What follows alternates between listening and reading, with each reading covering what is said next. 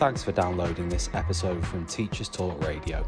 You can find the full schedule and listen back to all our shows at ttradio.org. Enjoy the podcast. Good evening. I am so excited for this show. I think this is going to be, I'm going to put it in out there already. This is going to be my favourite Teach Talk Radio show of all time already, because this is an opportunity to talk to Felipe. And I, prior to becoming a teacher, was an underwater videographer. So I travelled the world filming sharks for a living. So this is a very exciting show for me, and also just kind of everything that EarthEcho is about. It's just really exciting, and I've spent the week kind of getting to grips with their website and having a little look, and also chatting to my students about it, because we've got an eco community that in our school is very passionate about kind of anything eco. Our kids were down on the beach on Wednesday morning picking litter off the beach, so they are super excited about this eco challenge and thinking about what they can do with it. So it's really going to be exciting to kind of learn a little bit more firsthand. Maybe we get some tips in winning that competition, which is really exciting. So thank you for everybody that's joining us today. So if you want to know what we're talking about, do head online and have a look at www.earthecho.org, and you can kind of check it out all there and see. If you want to know anything more, you can find the website really easily, and we'll tag that in as well, so do have a little look for that. So good evening, everybody. Thank you for joining us. I think we've got all our speakers up and running. Do you want to introduce yourselves? Sure. Well, Hannah, can you hear me? I can indeed. Terrific. Well, this is Philippe. Thank you for that introduction. We're delighted to spend a little time with you. My midday, your evening. I'm in LA here, and so as you pointed out, my name is Philippe Cousteau. I'm the founder of EarthEcho International, and we are a leading global ocean education and youth leadership organization. And our focus is how to build a global youth movement to restore and protect the ocean. Very much inspired by my family's legacy of education and exploration going back a long time. And I heard you say that you were a filmmaker as well, and shark a diver and explorer. So definitely sounds like we got lots to talk about. Yes, indeed. I'm very excited. And we've got Rose as well, who's one of the teachers that have been part of it as well. Hello. Yes. I hope you can hear me. Yes, yeah, so lovely to be here. Yes, I am a science teacher at Failinge Park High School in Rochdale, and feel very privileged to be asked to speak this evening. I'm very lucky to work with an amazing team, and have been working with our eco champions for a number of years. I joined the school. I was fortunate enough to join the school 4 years ago, and was given the responsibility of sort of leading the Eco Champions, which is now developed into a nature group, which sort of went from 4 members at the start of last year and has now become almost 30 members. So yeah, definitely more than happy to share some tips this evening, and thank you for having us. Well, thank you both for joining me. What kind of inspired you to start this kind of OurEcho challenge? Well, it's a good question, Hannah. You know, to take people back in time just a little bit, you know, it was about 70, just under 80 years ago that my grandfather, Jacques Cousteau, first set foot into the Marne River outside of Paris with this crazy contraption on his back to test whether or not people could breathe underwater and swim freely like fish. And it was successful. This instrument that he tinkered with an engineer for many years on, that they called the aqualung. And it was that device that went on to become the regulator that we use to scuba dive today. Because prior to that, I think it's hard for people to imagine, but prior to the late 1930s, prior to my grandfather's invention, the only way people could explore the ocean was either free diving, breath hold, holding your breath and exploring, or hard helmet diving, which I'm sure some people maybe have seen in old movies, or 20,000 Leagues Under the Sea, that kind of thing, where you wear the big old copper helmet on your head with a hose connected to the surface, big lead boots clomping around on the bottom. And you were limited by, how long the hose could be and pressure. So you could only dive, maybe 100 feet down, 150, maybe 200 max. It was exceedingly dangerous and very difficult and expensive. So it was very limited, mostly to militaries and salvage divers and things like that. So the extent of and there was no underwater photography, filmmaking, anything at the time. So the extent of what we knew about the ocean was really what we threw in trash and what we pulled out in seafood. And I was remember his stories talking about those days because, in fact, my grandfather, who's remembered as really the father of the environmental movement and of ocean exploration, et cetera, et cetera, he actually wanted to be a pilot in the French Navy, and he had a car accident not long after he'd enrolled in the naval aviation program. Prior to World War II, militaries didn't have a separate air force, right? The flying was integrated into the navies of the era. So that's why he joined the Navy, because he wanted to go fly. He knew nothing about, really, nobody did, about the ocean. But as I said, he had a car accident where he broke his back. And he was immediately washed out of the naval aviation program, which for him at the time was devastating. But when people think about my grandfather, they think about this tall, lanky Frenchman with a red hat and who was destined to explore the ocean. But, at first, as I said, he wanted to be a pilot. And when he wasn't able to be a pilot, when he was washed out of that program because of his broken back, and he couldn't even walk for almost a year, he was devastated.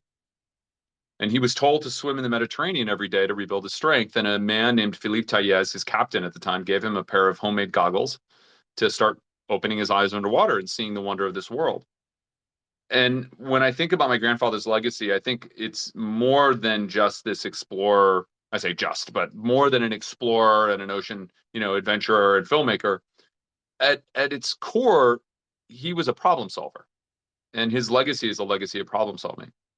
And over the course of his life, after this tragedy that turned him towards the ocean, he then became frustrated. He couldn't spend more time underwater, so he started tinkering and invented scuba diving, underwater cameras, small submersibles, was the first to really film the ocean world, made documentaries and movies, and opened the world's eyes to the ocean.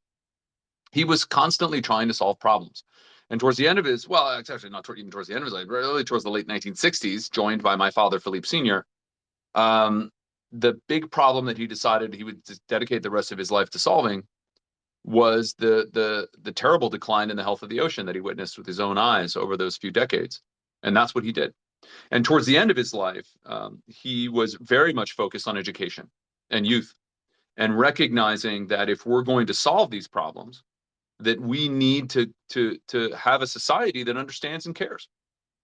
And so by working with youth and education and teachers predominantly, for the last few decades of his life and his work, he inspired me and the work that I do. And so when I got out of college, out of uni, actually I went to uni in Scotland at St. Andrews, and consequently spent a lot of time in the UK. I started EarthEcho International, and an organization dedicated toward building that youth strategy, building youth movement, because we recognize that, for conservation and work to be durable, we need to build a society that understands these issues and cares about them. In the last 17 years, we've reached over 2 million young people in 146 countries. And I'm incredibly proud of the work, but at its core, and what the OurEcho Challenge represents, a long way for me to give you a little bit of background of how we got here. What the OurEcho Challenge represents is this idea of problem solving, and the idea that young people are truly the leaders of not just tomorrow, but of today, and driving society and culture, the opinions and actions of adults, politics, economics, commerce, you name it. And so what we have recognized over the years is that far from being an adult directed organization, we're really about listening and working with and empowering young people. And the OurEcho Challenge is a challenge that focuses on biodiversity And it is really essentially an annual STEM competition. And it's focused on young people between 13 and 16 years old, and challenges them to take close looks at biodiversity or issues around biodiversity in their communities. Because, of course, we've lost half the world's biodiversity in the last 40 years. So it's one of the big, along with climate change, one of the big crises the world faces today. And the goal is to get young people to identify threats to their local ecosystems, and then propose solutions to help actually restore and protect those systems. And then there's 3 winning teams are given grants of £1,000, £2,500, and £5,000 for the third, second, and first place to actually implement the projects in their communities, and demonstrate how they're changing the world. And Rose is a teacher who has, as she said, extensive experience in this. And I don't want to speak too much more, so I want to give her a chance. But that's a little bit of background, a little bit what inspired the OurEcho Challenge and our focus on youth. So, Rose, what was it like to how did you come across kind of the EarthEcho Challenge, and how did you kind of come about deciding to implement it within your school? Yeah, that's a good question. So I go to the Association for Science Education conference every year, and was doing a talk at the time about some of the work that our school was focused on in terms of the groups that we have, so the eco champions really, and was fortunate enough to have one of Philippe's colleagues, so Casey, who also works for EarthEcho, attend the talk that I was doing, and she made me aware. So I wasn't aware of the competition prior to that, and it just sort of fits in with our school values really, and there's a we try to empower our students basically. So there's a youth parliament. We try and get them to consider the environment, and I suppose the eco champions group that we had, it just sort of felt like something that we could do. And we were looking into Rochdale, which is where our school is based, and their particular problems. And one of the issues that they wanted to try and address was air pollution and the problems surrounding that, and biodiversity. And I had quite an interest, and still very much have an interest in moss. And my students now have a considerable interest in moss and just valuing it for the amazing plant that it is. And yeah, so we basically came up with this idea behind a project of maybe contacting some of our local community partners to see if experts might not be able to help us to problem solve a little bit and improve our air quality and biodiversity. And it just sort of stemmed from there really. And how did you feel the kids kind of engaged with it? Do they kind of, and especially you as a teacher, because we are very, very time sensitive, looking at the resources, they look incredible. But how did you find kind of delivering them and getting the kids engaged in it? Yeah, so something that I thought was it's basically changed the way that I do things, because the focus really is on the students. So I have to step back a little bit. So although I hope that my enthusiasm sort of got them started, but really they are so invested in it now. And I suppose I know now that regardless of what they go on to do, this is a long-term project that we've got going, and I know that they will continue to sort of work with the community to change things. But yeah, it was a bit of a different way of doing things, because I had to take a step back and allow the students to lead. And the way that the competition is designed is that they sort of lead on taking films and collecting evidence, and they really direct how they want to problem solve and some of the ideas that they had. And I'm just sort of there as a facilitator to make contact with sort of the wider community experts. So we had Jill Wrigley, who is an amazing moss expert in our local area. I had no idea she existed prior to sort of doing this project, and just came across her by accident. And this is how I would encourage teachers, we, like you say, we don't have very much time, but I'm the kind of person, I'll just sort of think, well, if I don't ask about something, then I'll never know if this person can help. And she was lovely. She actually doesn't work in Rochdale, but she lives in Rochdale, and has actually given us so much more advice than just sort of about our core project, which is around sphagnum moss and replenishing sphagnum moss in the local area, which is an amazing sequesterer of carbon dioxide. So, but she's also very much, she cares about the wider environment and biodiversity, and she's given us sort of lots of help and advice with how we can connect with community partners that way. So it didn't take very long at all for the Eco Champions, as a group to want to get involved. And the way that it's structured is I had to select students that were of a certain age. So we had quite a number of students who were a little bit too young in year 7 to get involved in the initial sort of setting up of the project. And so I had some year 9 students who put themselves forward to lead it.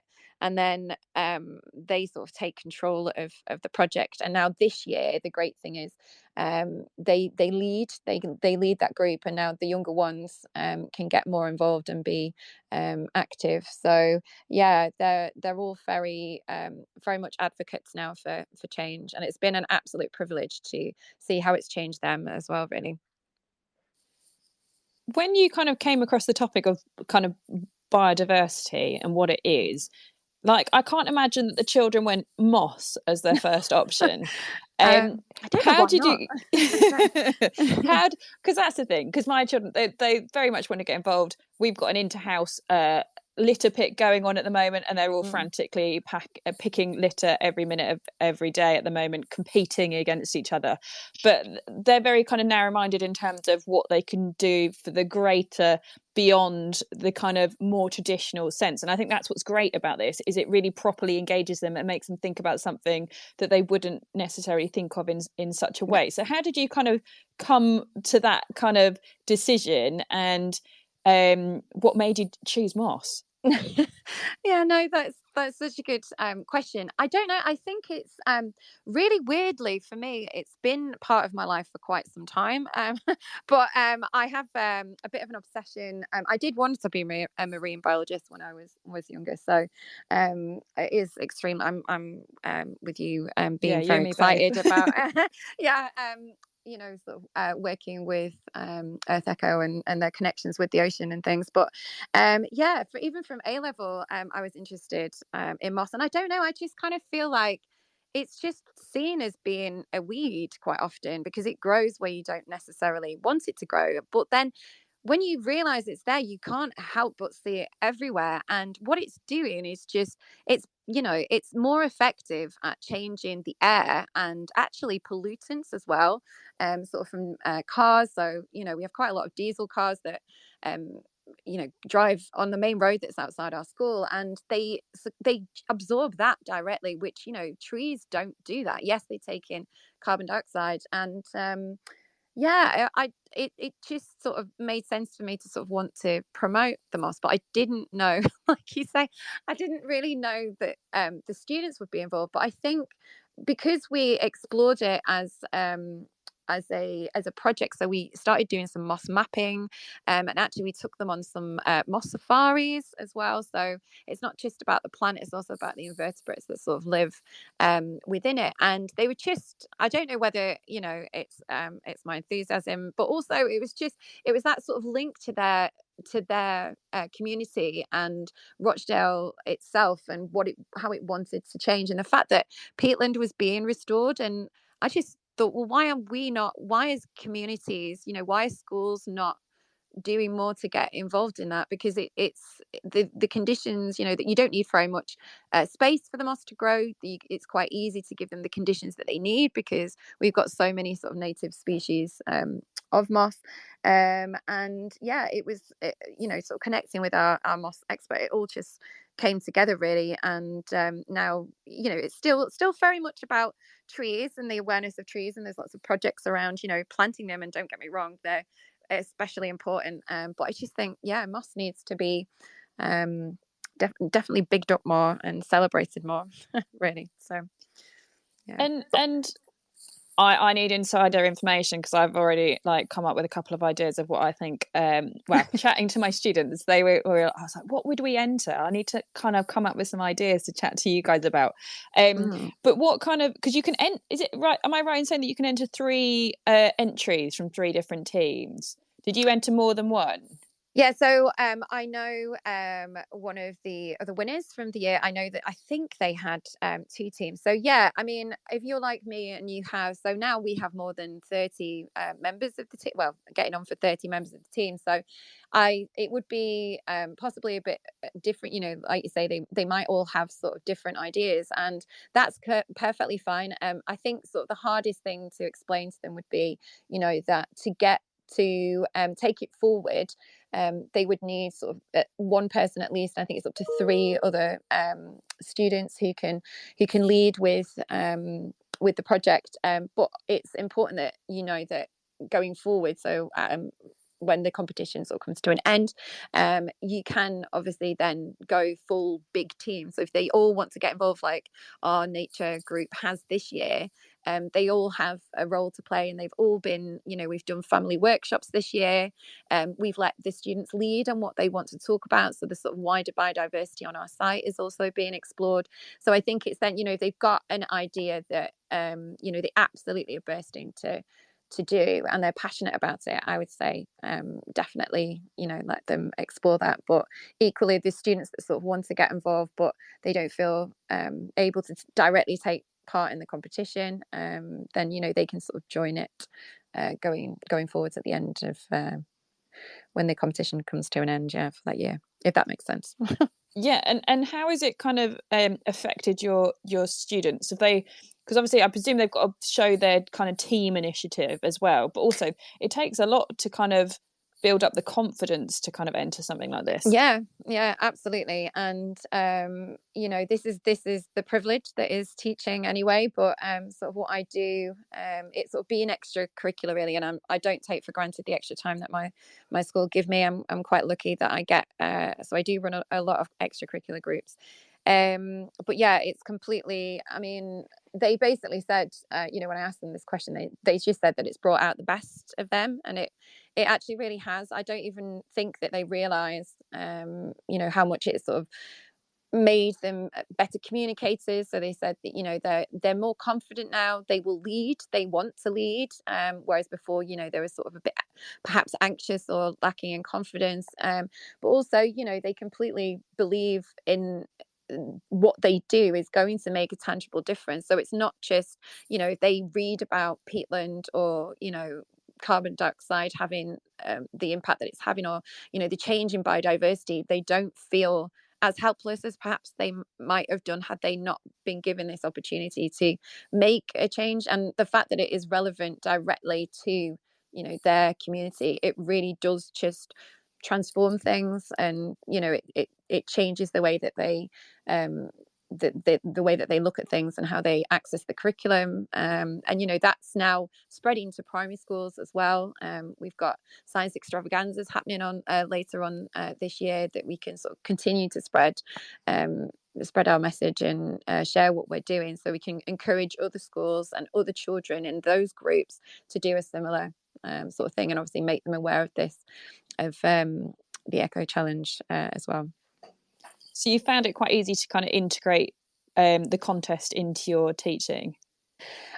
Yes, but I have to point out that I believe that I'm probably in a bit of a unique situation in terms of the time that I have available to deliver things. So I'm quite lucky in that I get a bit more time, so, you know, on my timetable. But then equally, it would be something that I would want to do anyway. And I think, you know, it's the tricky thing for me was stepping back, but actually the students, they now tell me what they need, and I think that's the important thing. So they are running it really, so you're just there to supervise, to oversee, and I think that's what makes it different to other projects that I've gotten involved in as well. It's sort of that that aspect of it.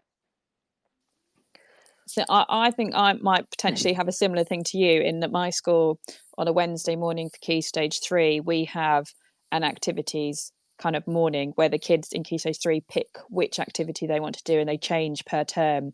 But our Eco Club is very much a very popular one, and they love it, and they do kind of different things. But I just think the level that you're going to on yours is just so fascinating.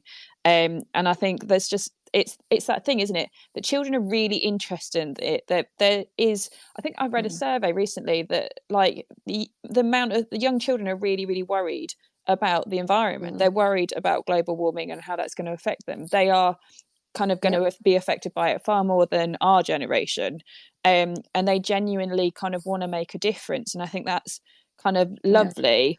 Philip, what's kind of biodiversity to you, and why do you think it's so important that we kind of get students to understand it? Well, Hannah, I want to first pick up on what you just said about that anxiety, and Rose explains it so well, and she's such an extraordinary teacher and ambassador for what we're doing here today. The reality is, and we see this all the time coming out in reports almost monthly, it feels like, the level of anxiety that exists amongst young people today is in many ways directly connected to the environmental crisis we face, as well as their disconnection from nature, with the spending all their time on social and on their phones, etc. And so, what we find is, be it biodiversity, of course, as I said earlier, is one of the biggest crises that we face, because of a loss of biodiversity has very real impacts on our environment and thus ourselves, on our ability and our crops and our food, and the abundance of nature in the world. And of course, the loss of biodiversity is directly connected not only to pollution but also to climate change. So, for us, what we find extraordinary, and really what we've learned over the past almost 20 years, is that oftentimes the traditional approach in education historically has been very much adult directed, has been very much about, okay, we adults, we know what we're doing, we're going to tell you what to do and you go do it. Our approach, as Rose explained, is very much, how do we build something that is youth directed? Because what we find is that by giving them agency, by giving them the opportunity to direct and to lead, you have all of these, benefits of building confidence and building community and building communication skills.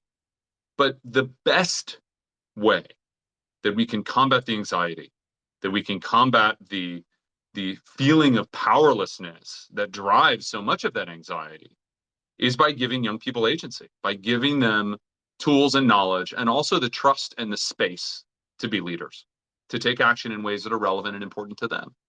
And that, in many ways, to me, is the most valuable part of EarthEcho's philosophy in general and all of our work, and in particular the OurEcho Challenge, it is youth-led. It is about letting them find ways to engage in solving problems, as opposed to feeling like they're just a passive victim or participant in the world at large, and that they have no impact. They have no power. And that is what drives anxiety for anybody, and particularly for young people. So there's so many compounding benefits to this approach. And we're so proud of the OurEcho Challenge of the last few years, and all the amazing teachers like Rose that have been a part of it. And why we're having this conversation today, to spread the news. We're launching another one, and applications are open until April 26th, so just after Earth Day. And and we're encouraging as many teams to participate, because, as I said earlier, the key is we provide grants to the winning teams. We have an amazing round of judges that decide the teams, and one of the criteria is this a program that can continue? We provide that money specifically because so many other projects and contests are really theoretical, right? Come up with an idea, okay, you'll be judged on the idea, great job. We really wanted the OurEcho Challenge to be a little bit different, and to provide some resources for these teams to continue doing their work, and actually be listened to and empowered with some resources. And oftentimes we found winning teams have gone on and raised a multiple times amount of funding than the grants that we provide, as matching funds to to continue their work. It's really, really exciting to see just how powerful young people can be when we give them a little bit of tools, a little bit of knowledge, and the space to shine. And I really like that fact that there's a lot in kind of teaching that there's so much on the curriculum, you must teach them something new kind of continuously, but there's a lot to be said to kind of slowing down and doing something really well, kind of refining it and kind of being able to make it sustainable over a long period of time, rather than, especially with kind of the environment that these kids live in, everything's quite fast paced and quick paced, like you use your phone and then when it's broken it's gone. Like, to make something that's genuinely going to make a long term impact on the environment, and then maybe make them kind of like think long term. It's not like you're just going to grow that one bit of moss. Like, there's a lot that's going to go into it, and kind of nurturing it and growing it and it spreading, and the impact it can have. And it is, and it has a powerful psychological impact, right, on young people, and that the cause and effect, and that's really where we see so much success with the program, and young people continuing on with their work, because they see, wow, I have power. It's extraordinary.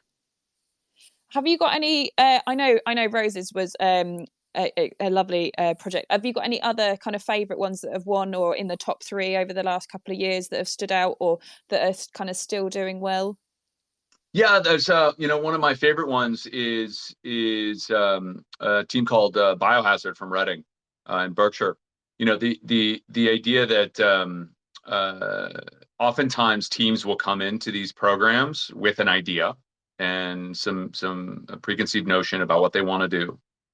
In the case of Biohazard, they came to the contest with the idea of creating, I believe, is an eco-friendly garbage truck that would run on like biofuel and solar panels, etc. And the whole idea was to reduce emissions. And what ended up happening, as in their development phase of the contest, they actually realized that, with should they win with a $5,000 grant, that they wouldn't really be able to build, and fund garbage trucks. So they shifted, and they evolved their thinking, they evolved the program, and they turned it into another way that they recognized they could actually have tangible impact on the ground to combat climate change. And that was actually to start a composting program at their school. And so, of course, I'm sure many of your listeners know, but maybe not all, that food waste is one of the primary contributors to climate change. Food waste around the world contributes billions and billions of tons of carbon dioxide into the atmosphere every year, and is a huge problem, and a problem, and not to mention methane, I should add as well. And it's a problem that is in many cases solvable. So they started a composting program at their school, and they worked with the lunch staff and the people there, and were able to empower them to find solutions to a problem that they were aware of but had never really tried to solve. They planted a school garden that the lunch staff could use in the school meals, so they're getting fresh food, and not bringing food in from far afield, which also reduces the carbon impact of their food. So that was amazing, and then that was so successful they've expanded it to other primary schools in their area. So that's a great example. I love that program because students came in with an idea, a big lofty goal, but through this process, through this problem-solving process, it wasn't spoon-fed to them. They had to recognize, okay, well, that's a problem maybe that at this scale we can't impact, but what else can we do? And they shifted and recognized and learned about food, and took action and did something about it. And that's one of the great examples. There was another team, TA Srews in Rochester and Kent, that were all about creating safe habitats in marshlands to protect animals like hedgehogs and squirrels and insects, and to try and protect the biodiversity in these critical marsh. There's actually 2 teams that were part of the contest, and only several teams, but there were 2 different teams. One of them won, and then they actually joined forces with the other team to implement the project. So that's the other thing is we found some teams that work together and join together afterwards to be more effective. And you're starting building community. There's so much negative community in the world, particularly online these days, that we are all suffering from. Society in general is suffering from. There was just a survey came out of the top 20 happiest countries in the world, and the United States dropped out. Canada is not in it, and I don't believe the UK is now ranked in the top 20 either. And a big reason for that is the anxiety and the unhappiness of young people. And a big part of that is traced to this domination of social media and digitization of their lives away from community, away from positive physical community, away from working with other young people, away from nature and solving problems and thinking about how their impacts can make the world better. And so we've seen teams join together. We've seen teams evolve. Again, it's really fantastic what young people can do when we give them an opportunity. And Rose, how did you find the community aspect within your school? Did the kids kind of know each other? Was it cliques of friends, or did you find that actually they came together as a team and maybe bonded that didn't know each other? Did they kind of almost gather people to get involved in it across the school? And like you said, outside of school as well. How do people responded to it? Yeah, that's a good question. So it's really weird actually, because I sort of came into the school and led the Eco Champions, and a lot of them have sort of stayed with us into this project, and the core team was three year 9 girls who did know each other. And I asked who wanted to put themselves forward, and they wanted to put themselves forward. I sort of explained how it might go, and they were completely keen to lead it and to go with it. And I think now the absolutely lovely thing is they're in year 10 now, so they're going to be focusing in on their exams in the next 12 months really. So but I know that they are, I mean, they've said to me that they're completely committed to this project, and I know that with everything else that they'll have to focus on next year, that this will always be a part of them, and they will want to drive it. And even when they go on to college, and this is the lovely thing about the legacy of being involved in something like this, because they've owned it. They've taken that, they're an advocate now for their community, and they've brought in we've got year 7s, 8s, 9s, they're all working together, and it's not just girls, it's boys, it is an absolutely brilliant thing. And I think it all sort of came to a point last week where we had our first family workshop, where the families were invited in. And I just feel like, the way that they conducted themselves, the way they led that, and were so, they I didn't really need to do anything other than provide them with the space.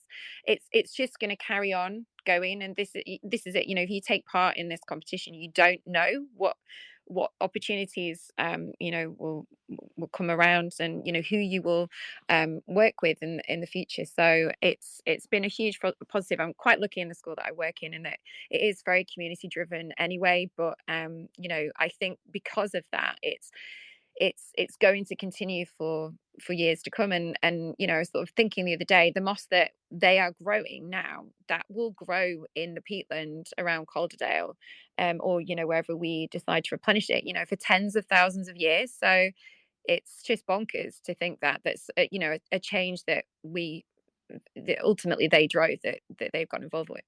The legacy will go on for that time. So yeah.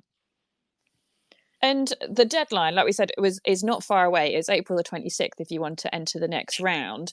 Where did you start? What's the best way to start, do you think, with an application? And what kind of what sneaky tips do I need to know to make sure I win? Not competitive at all. That's a really good question. So I think for the way that we started was what was the problem that we wanted to address, really sort of digging into that. And in the local community, if you've got depending upon what you end up doing, are there people that you could make contact with? Are there people, in school, in families, that you have, or in staff that could have expertise? And yeah, it's just, I would say, as long as you've got a team that is keen, so they're enthusiastic, they care about the difference that they want to make and the problem that they have. It's just about having, if they can, good research, expertise on board with them, and just, I suppose, like Philippe said, if there is a realization at some point, that they might need to change things, then totally own that. That's part of the process. And I would just say, just honestly, just go for it, because the way that it's integrated into our school, and how how the way that the students lead, it's not like any other project. And we do a lot of projects in our school. So there's lots of eco projects happening, but this one is so unique in the fact that it is the students that are driving it. So yeah. And in terms of, because I'm a big advocate, I think getting kids outside and getting kids in nature is just so important, and it can really make a difference. I think far too many of them spend too long inside. And actually, I had a show last week where I had Steve on, and we were talking about his daughter's mental health and how she had anxiety and stopped going to school. And the thing that helped her manage to get back into school was gardening club, and it was kind of starting there that kind of helped to build up her anxiety to then be able to go back into school. And how have you found it's affected children's confidence within your school as they've kind of grown? And I can't imagine, like, maybe you might have some shy kids as well that have kind of grown a lot throughout kind of getting to know these different kind of species of moths and seeing the positive impact and feel like they're actually doing something and making a difference. And that's my thing. I love watching children's confidence grow. I think that's one of the best things about being a teacher. So I was just wondering how you found that with this kind of competition. Definitely. I mean, I suppose because we got given our moss, I think, in October last year. So our moss expert gave us some trays. So you sort of propagate from parent plants, and she it was so cold when the students were working outside, but they really didn't mind at all. They loved being outside. And I suppose now the weather's getting a little bit warmer. We went out. We have to keep on top of the feather moss that sort of takes over the light, and can take sort of competes very well for the water as well. So we have to keep on top of it. And the team members have just been great to explain to others. So when it's break time and students are outside anyway, they're sort of taking a note as to what's going on, and they're asking questions. And and quite often they sort of want to get involved, and they want to know what they're doing, which is brilliant. But yeah, just being outside. And like you said, we're quite lucky in that we have a garden on our site, and I know our local primary schools do as well. We're not quite lucky enough yet to have a pond on site, but there's ways around this. So I know primary schools that are putting in new ponds, and we've helped them with that as well. And I'm now on a mission to monitor water snails now as well. So it's not just about the moss. And the students are sort of keen to get water snails and name these, and get involved with monitoring the water quality as well in the pond that they're developing. So it's a project that has brought the community together, has got them outdoors. And then from that, quite often it's conversations that they have with, it's word of mouth, isn't it? And getting other students then involved, and just wanting to participate and volunteer as well at break times. It is an absolute joy. It is a privilege, the job that I have. So it's great to have won this competition. Really, it was very unexpected, but to have I would also add, that the team at EarthEcho are incredibly supportive, and it's just been a great experience. Because there are loads of resources on the website. what kind of things did you specifically find useful on there, or where would you direct teachers to kind of start in terms of if they were looking for help?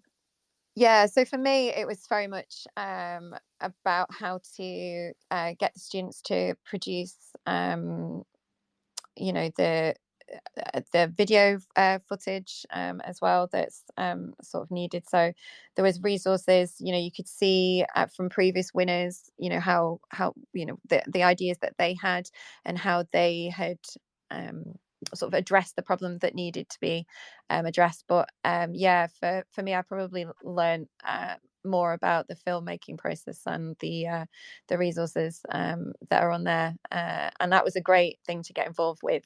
And you know, I would encourage the teachers definitely to go on the website and explore them, because it just gives you that overview. So your projects will probably be different to the ones that have won, but you sort of get an overview as to how to approach it, really. Yeah. Yeah, so if people go to www.earthecho.org, you can find the competition on there, and there's so much on there as well to make sure that you're getting the level of detail, and it's quite nice because it means it's like quite fair for everybody entering. There's like a project planning worksheet, so you can kind of go through that and kind of, that's quite nice. It's got some like prompt questions for asking your students and talking to them and kind of getting ideas from them and who's in charge of what, which is quite nice. And then there's kind of your lesson plans as well to help you, because let's face it, none of us have time to be creating whole entire lesson plans. I love it when there's lesson plans ready to go and you can kind of, it means you get more time to spend in it and throw yourself in it than kind of worrying about the details, because you've got them right there. And then my I love a scoring rubrics. So yeah, I was going to say that is one of the things that yeah, our students were very obsessed with. Just making sure, you know, that they've covered all of the points there. It's a bit like the success criteria, I suppose, isn't it, to a lesson, so that it's kind of clear what they need to do, and using that as a checklist. So yeah, no, but that's an important skill in itself as well, kind of yeah, learning how to like tick boxes. That's the thing, I think it's giving them lots of life skills, isn't it, in terms of project planning and how you present something, how yeah, you kind of execute an idea from start to finish, and yeah. kind of, I think there isn't enough of that in schools, kind of almost, even though it's all kind of eco, it is entrepreneurial in a really interesting way, and kind of really thinking about how their kind of little ideas that the kind of they can come up with can actually turn into these really big things that can really make a difference. Yeah, I think also the most interesting thing for them was probably sort of putting the budget plan together as well. Sort of them realizing, you know, what's involved and, you know, what would cost. And it's just been great for them to have ownership on that as well. And, you know, sort of directing what they can spend the money on, because it is them that, you know, are leading the project. So and I would say that's one of the things that we've gotten the most joy out of, because we were able to order some wildlife cameras, and they've just been completely obsessed with watching the footage on there. We've had all kinds of things in our school. We've got more than 20 foxes that are on our site that we didn't know were around, and one of our primary schools, we've got nesting birds now, and we've even got deer that, you know, sort of been on site. So there's yeah, completely unexpected. That's amazing. I mean, I've had an issue with a seagull in my classroom that I can't get rid of, but it's I don't know if I have any tips for this.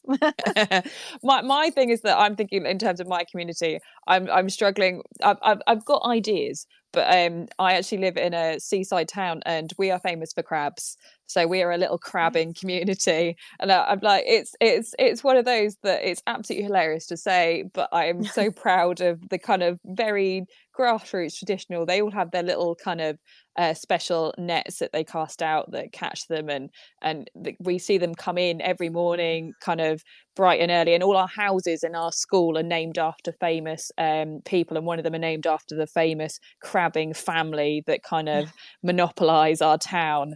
And I just think it's that, isn't it, it's that community, and thinking what's relevant to your kids in your area that can kind of engage them and kind of think about biodiversity and how it works in their area and how it affects it, because we're really lucky in the fact we've got this chalk reef that grow these different kind of creatures that probably the kids in my classroom do not have a clue about. They just think it's quite normal to have that number of crabs on their doorstep, and but actually these crabs are chroma crabs, are very famous and shipped all over the world. And they just don't realize kind of necessarily how lucky they are to have these things on our doorstep, but also how important it is to protect them, because we kind of take these things for kind of granted. Even now, when you're saying this, I'm thinking, we need to exchange details so that we can get our students to exchange in their local communities and what they know, because that's crazy. You having that on your doorstep. My students would love to. They're absolutely obsessed with visiting the ocean. Actually,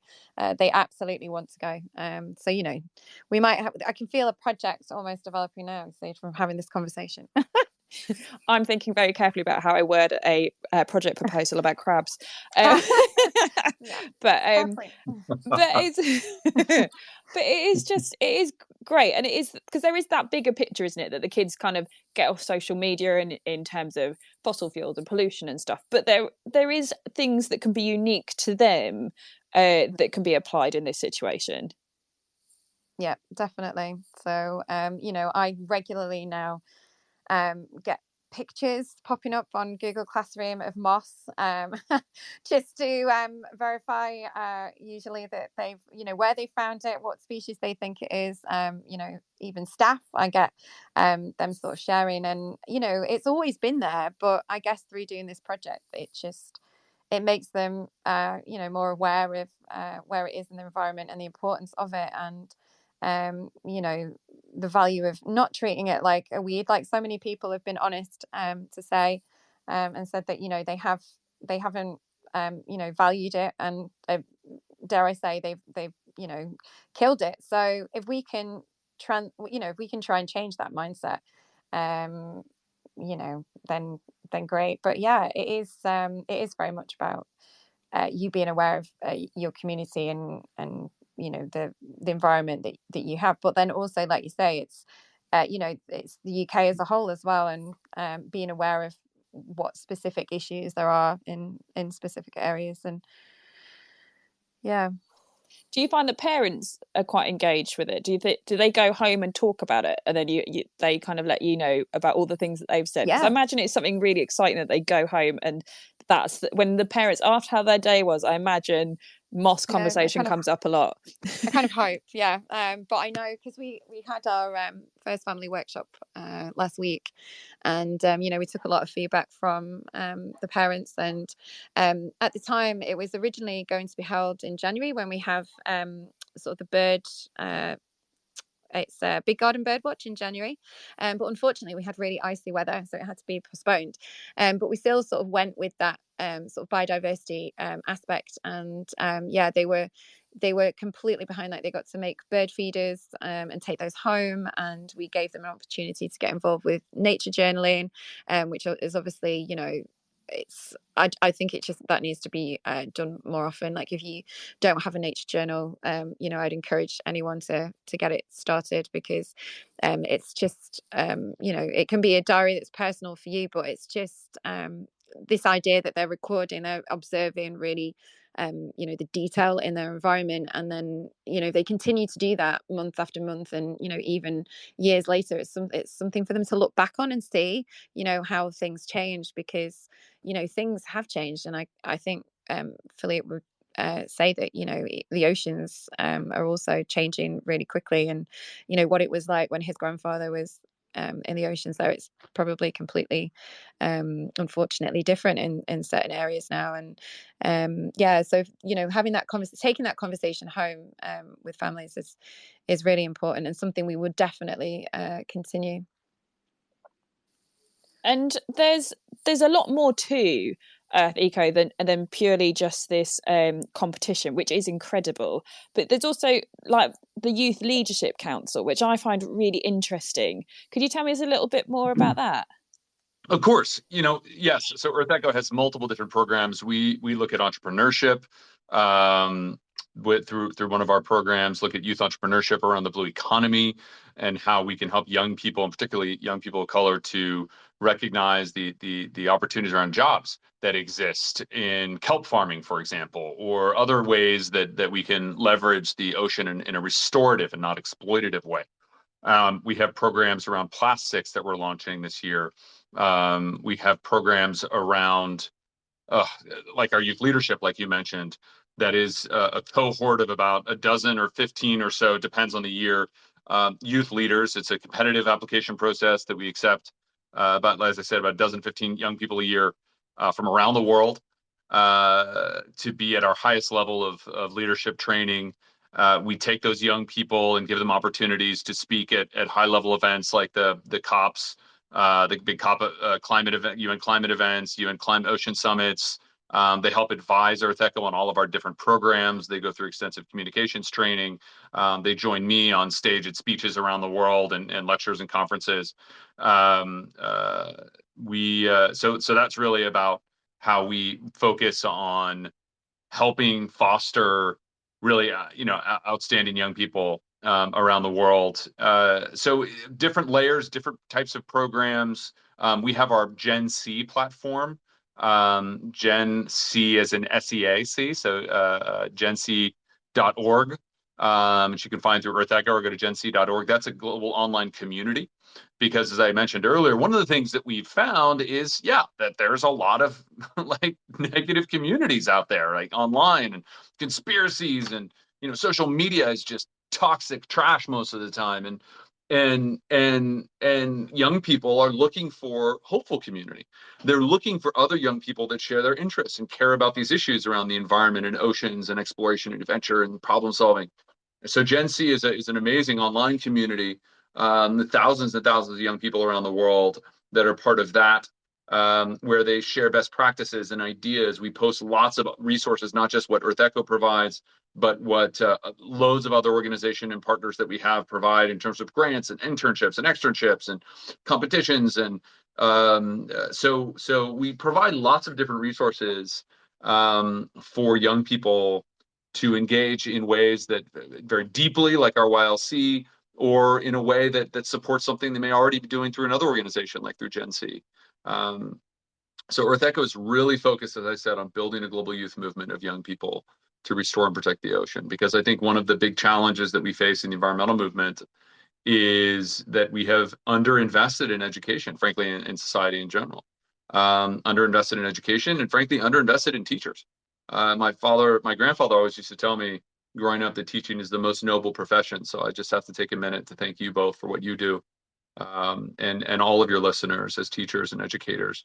Undervalued, underappreciated, but so fundamental to building a society that can thrive. And so we support educators and teachers through professional development programs as well.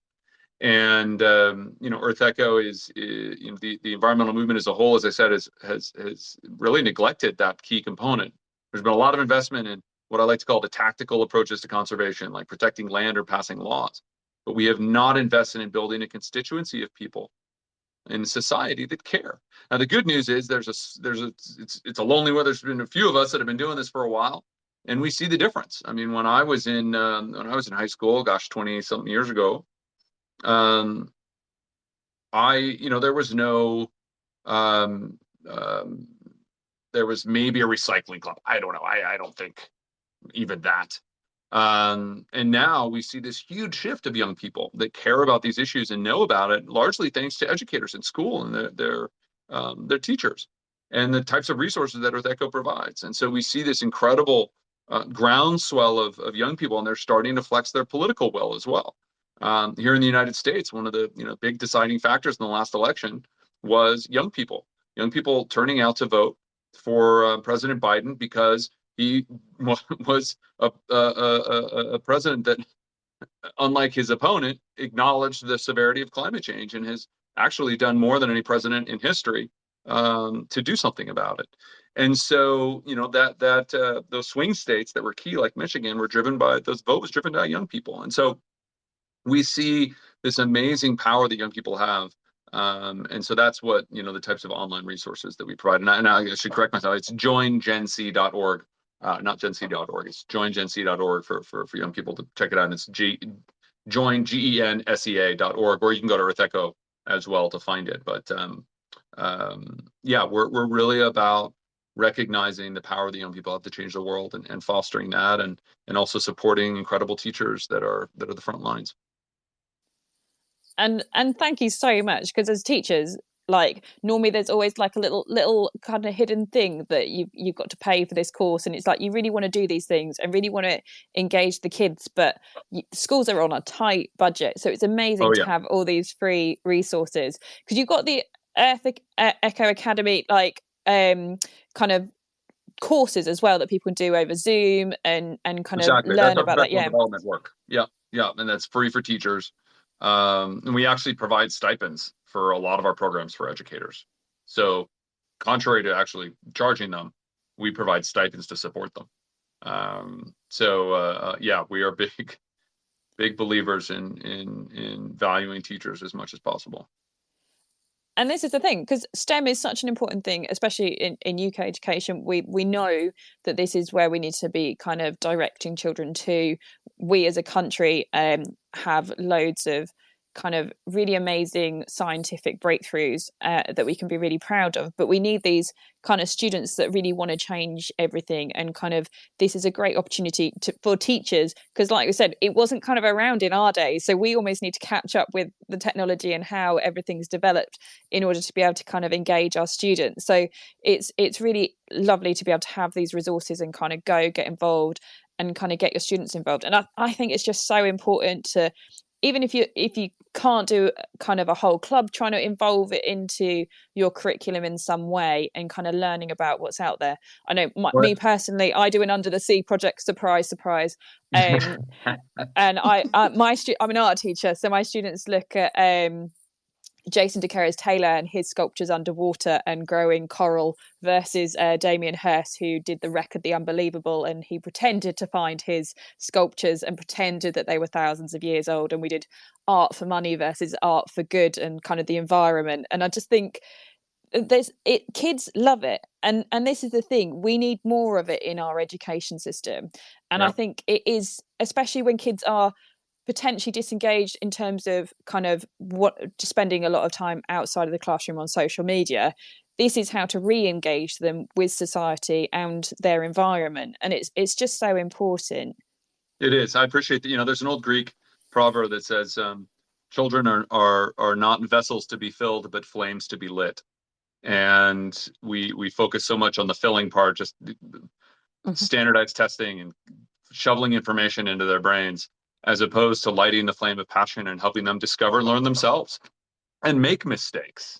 That's we so often, I think formal, approaches to education have discouraged mistakes in the past, when that's really how we learn. And this kind of STEM-based science, real world learning, problem solving is a bit great panacea for that. So I appreciate. Thank you, Hannah. We thank you for what you do, and Rose, of course, you've been so terrific. We can't wait to see your submissions for this year. But we're really blessed and privileged to be able to work with teachers like you all, and with so many young people. I tell you, because I do lots of different work. You mentioned coral restoration.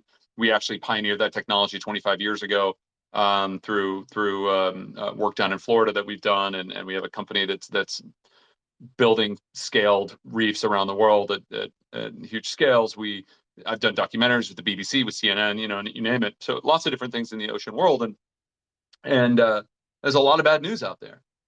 And what I find that gives me hope consistently is when I walk into a classroom, or when I spend time with teachers like you both, and hear all the innovation, hear the amazing things that are happening. This is what we don't get to see enough of on social. What we don't hear in the press is the incredibly good and inspiring and exciting things that are happening in the world.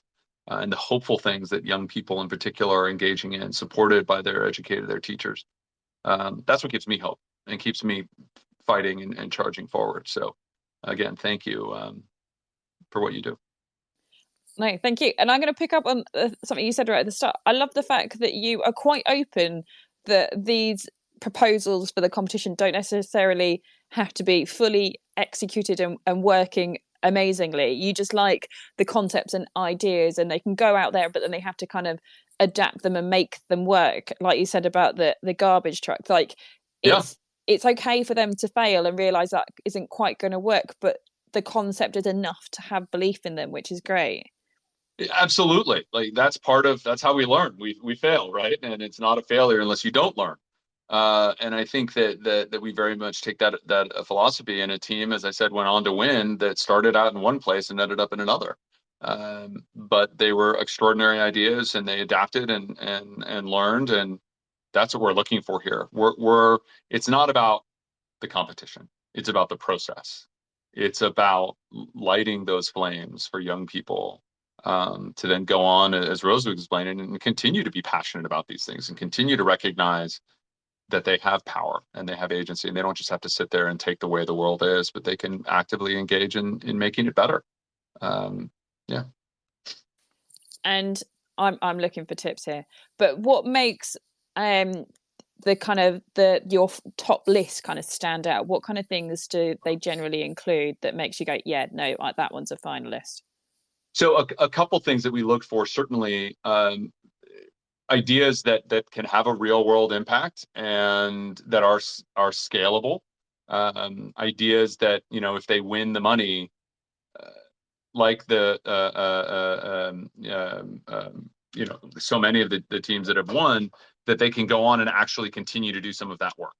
And so that was, as you said, with Team Biohazard, the idea that they had this big lofty ambitions, but then they scaled back and realized, okay, well, if we do win, and they ended up winning, what we can do with that money to have a real impact and change people's lives and change the health of biodiversity, the issue of biodiversity and health of the environment and climate.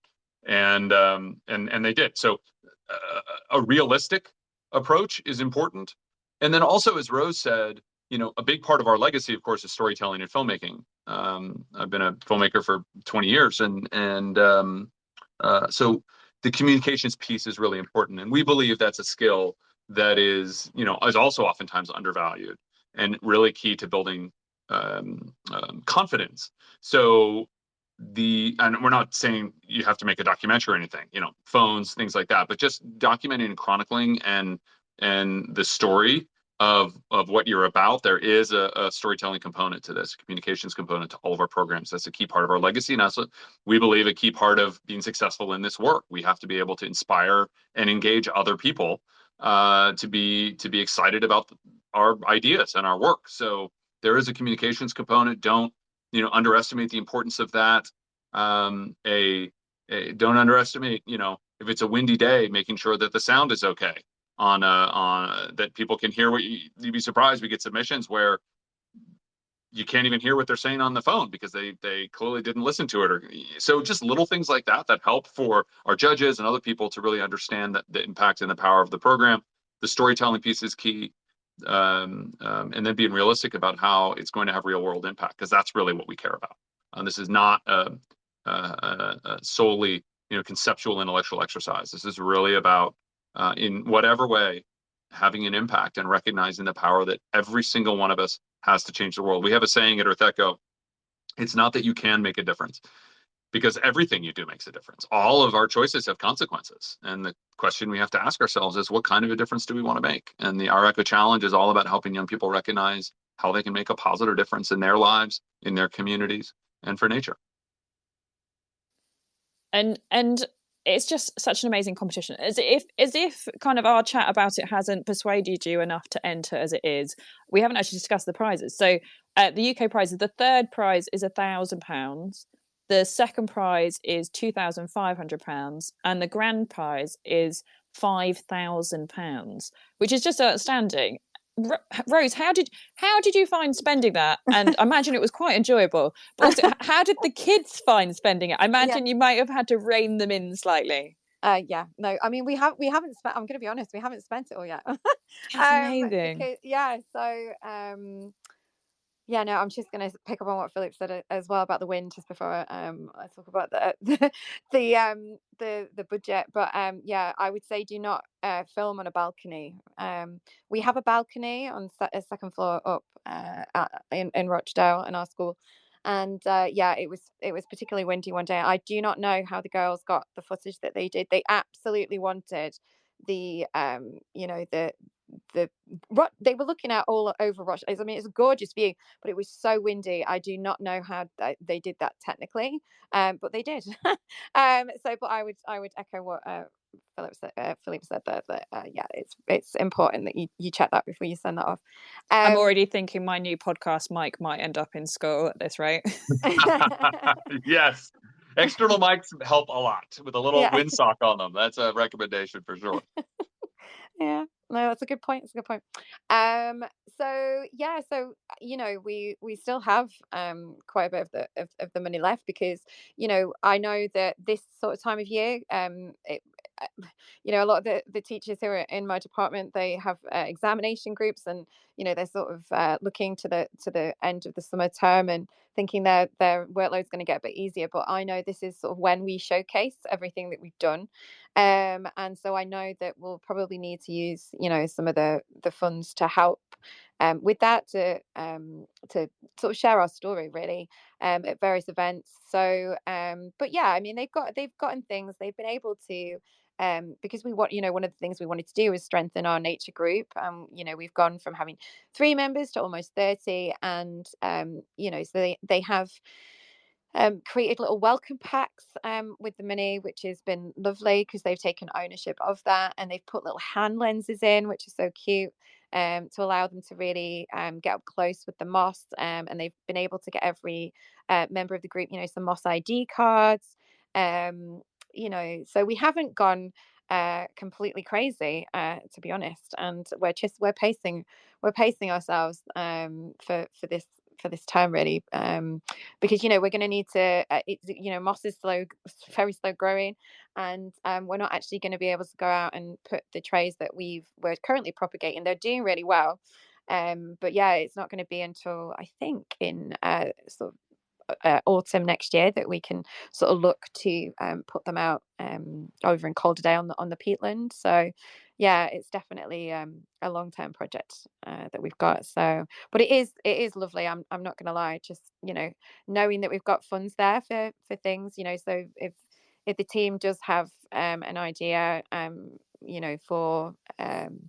for a piece of technical equipment, we do consider it, and it's lovely that they take votes on what should be put through and things, and what they should spend the money on. And I think one of the biggest concerns from our team at the moment is our school is Failinge Park. We're opposite a park, and we're very aware that we're on a main road, but the park on the other side of the road has a lot of birds. There's very high biodiversity in birds, whereas our school site does not. So they've kind of picked up on that, and are starting to explore that a little bit, and looking at what we can do in the long term to sort of change that. And so yeah, we weren't expecting it at all, and I still remember the moment that we found out. And I think it was one of the one moments, I think, in the whole of the 6 months that we'd sort of been taking part in the competition, that there was just silence of shock from the team at the time. Yeah, but their whole community has been proud of them, and what they've achieved and what they're doing to try and improve it, the biodiversity in our area. So yeah, we feel very, very lucky, very, very privileged. I love that. My neighbour has the most amazing goldfinches, but they don't come in my garden. I've been trying to lure them across the fence for quite some time. I only get the blue tits. It's quite tragic, but still, it's amazing, and it is that kind of pausing and stopping. And kids these days are just in that kind of next. They don't actually kind of necessarily stop and regulate themselves and just take everything in. We're so lucky to have all this on our doorstep. So it's just kind of reminding them, isn't it?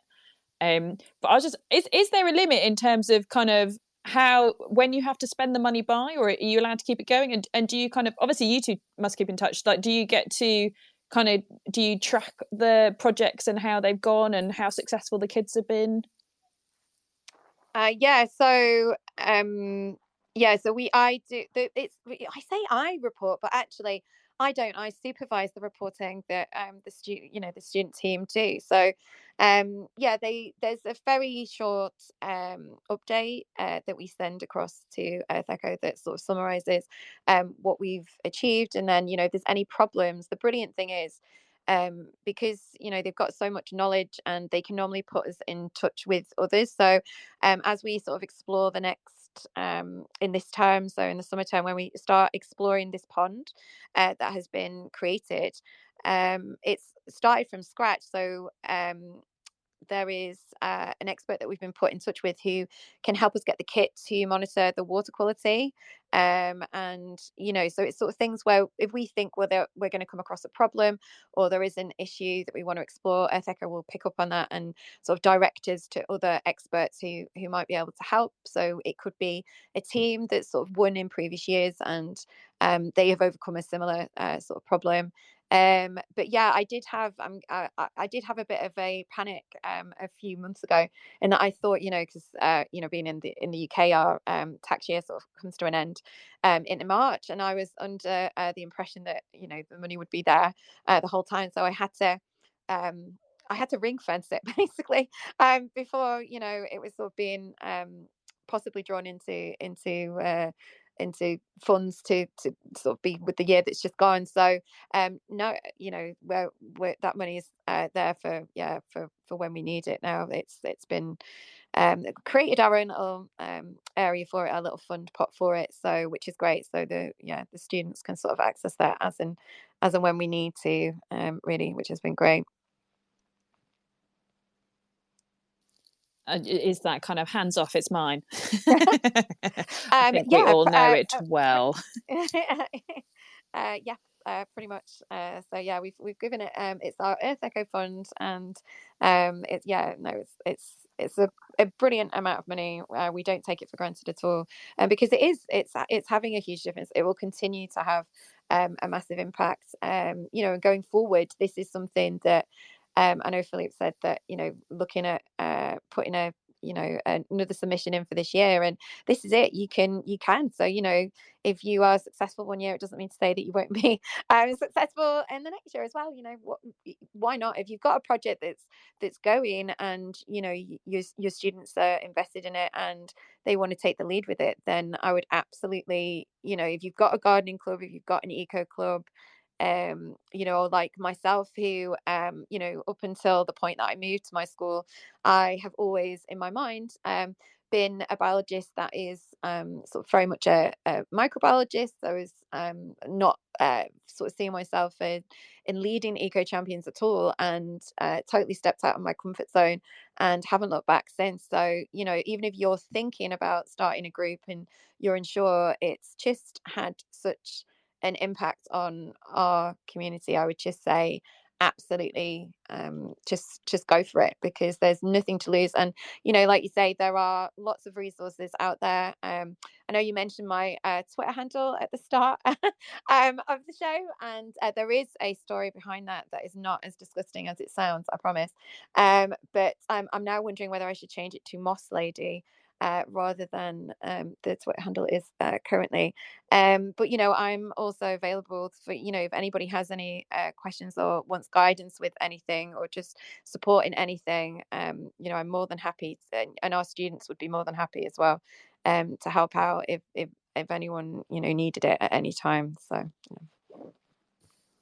And that's the thing I've got from this. It just seems like there's the most amazing community, and that you kind of end up connecting with loads of other schools that are all kind of interested in the same thing. And I think that's got lost in teaching a little bit. And I'm feeling it on the rise over the last year, that actually we are this one massive giant community, and actually creating these kind of links across schools and supporting each other and having this positive thing that we're all working towards is all kind of creating this better environment for our students and getting them involved in their future. like is such a powerful thing, as opposed to it being like all these competitive schools against each other. But actually it's sounds like quite a team thing, even though it's this competition. Yeah, I would definitely say that. So, we have spoken to other students and teams in the US. I am in contact as well with one of the other teams who also won a prize. And, we are always happy to help each other because, ultimately that's what we should all be wanting to do. The UK's biodiversity is it's not in a good place, so anything that we can do, and it features in the curriculum.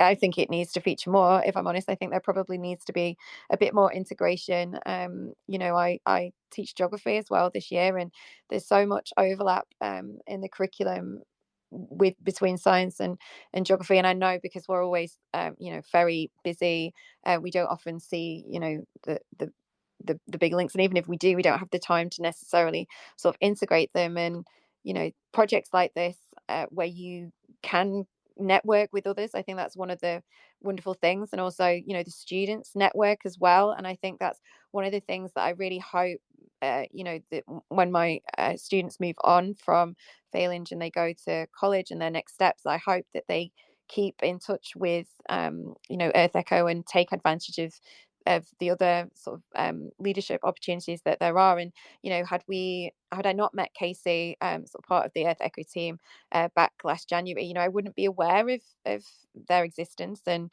wouldn't have had the amazing opportunities that we have. So I feel very fortunate, and want as many other schools to know about it, so that they know that these resources are out there and this competition exists. And see where it goes. It can only be a positive thing, I think.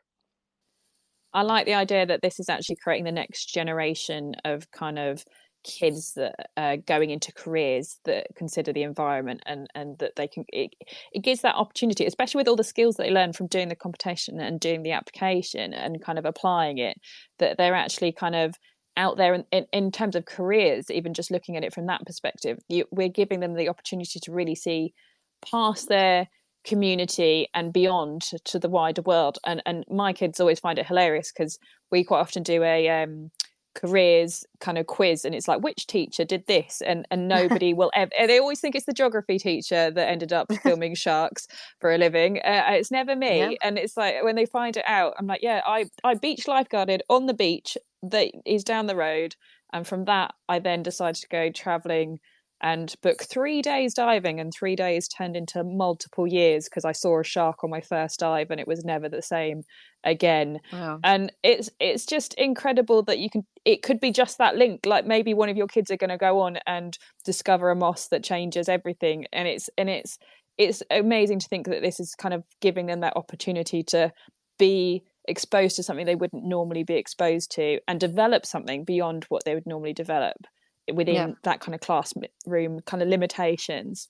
Yeah, absolutely. And I've been lucky enough as well to take part in one of the sort of teacher programs, so that Philippe mentioned earlier on, and I've integrated the resources into science lessons already. So we were looking at renewable energy, and looking at how solar panels are being developed in the ocean. And just, I would encourage teachers to look at those programs, because obviously we're not like you, we're not anywhere near the ocean, we're not anywhere near the sea, but it's really important that they're aware that there are places in the United Kingdom where there are those kind of careers available. So and again, there is a large focus in that program on careers as well. And it was just brilliant to listen to experts that were sort of telling us a little bit about their jobs and what they did to monitor oceans. And just, I suppose, from being in the United Kingdom, to meet with experts that from around the world as well. I suppose teaching geography this year now, I'm seeing where there's geography there, and where I wouldn't normally perhaps see that. But there's lots of opportunities for teachers and students, really. So if you have the time, I know Easter's coming up. I don't know, some schools will probably be finishing tomorrow, but we don't finish until next week. And if you've got a bit of time before you finish, I would encourage you to have a look and consider taking part, definitely. I 100% echo that. The deadline is April the 26th for anybody that wants to enter.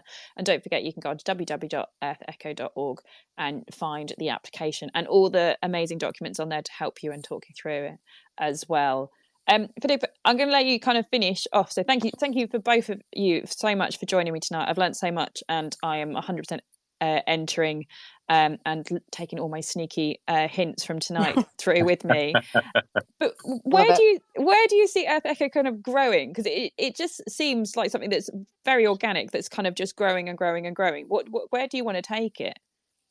We continue to grow our programs. It's really there's huge demand that we want to meet. There's growing, as I said earlier, anxiety in the world today amongst young people about these issues. We want to just continue to provide resources, to provide tools, to continue to build out Gen C as a community of hope and opportunity, best practices where young people and educators can come together. We want to continue to expand our programs so we can just reach more and more young people. And we have a lot of our programs been focused in Europe, the U.S., and Australia, but we also have lots of programs in South America, expanding there. We're doing a lot more work in actual coral and mangrove and coastal habitat restoration. We're very, very excited about the work we're doing, as I said earlier, around entrepreneurship, because we have a lot of young people that come up to us and say, listen, this is great and I really care about this, but when I leave school or when in college, I need to, how does this lead to a pathway for a job, for a career? And so we're really excited about helping young people make those links. We're expanding our paid intern and externship programs because we also recognize that there's a lot of young people that have been underserved historically that just don't have the resources to participate in these types of programs without some financial support. And we want to make sure that our programs are accessible to everybody because we're all in this together.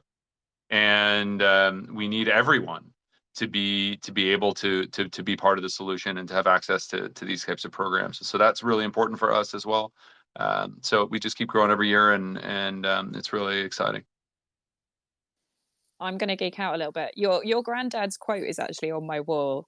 The one that says, "From birth, man carries the weight of gravity on his shoulders. He is bolted to earth, but man only has to sink beneath the surface, and he is free." And that's always been like literally one of my favorite quotes. And I think your program is almost kind of very similar, but for kids. Like the kids are bolted by kind of the pressures of society and social media, but actually, if they just embrace the environment and the ecosystem around them, they can become free themselves. And I just think it kind of, the legacy that you've created, it is very much in your kind of family's legacy, and it's just so lovely that you've given this opportunity to teachers. So thank you so much for everything that you've done. I love how you put that. Thank you. That was beautiful. I've never quite thought of it that way, but that